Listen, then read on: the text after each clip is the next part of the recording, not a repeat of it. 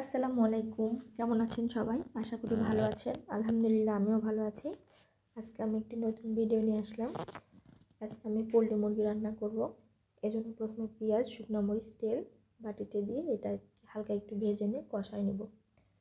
আমি সাধারণত মুরগি রান্না করি, বিশেষ করে দেশি মুরগি রান্না করি পেঁয়াজ, মরিচ, হলুদ আর কি যা কিছু লাগে সব কিছু একদম মাখাই দিয়ে উঠাই দিই, তারপরে কষায় কষায় রান্না করি।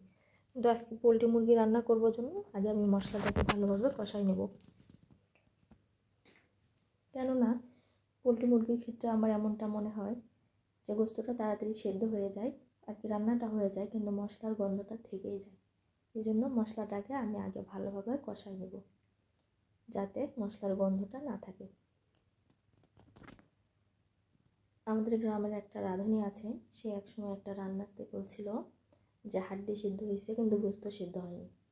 তাই আমার ক্ষেত্রেও ঠিক এমনটাই মনে হয়, গোস্ত সেদ্ধ হয়ে যায়, মনে হয় মশলায় সেদ্ধ হয় না। এই জন্য আমি প্রথমে মশলাটাকে খুব ভালোভাবে কষাই নেব। আমি সাধারণত মুরগির মাংস রান্নার ক্ষেত্রে আলুটা ব্যবহার করে থাকি। আলু ছাড়া আমার মুরগির মাংসটা কেমন যেন একটা লাগে, ভালো লাগে না। এই জন্য আমি সবসময় আলুটা ব্যবহার করে থাকি।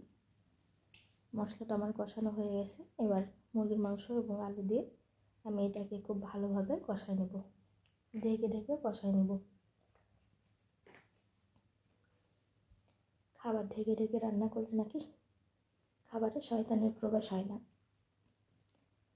এই জন্য এটাকে আমি ঢেকে ঢেকে কষাই নেব। আমার কষানো প্রায় হয়ে গেছে, দেখতে পাচ্ছেন কালার চলে আসছে। আর আমি মুরগির মাংসের ঝোলটা একটু বেশিই রাখবো। আমার রান্না শেষ।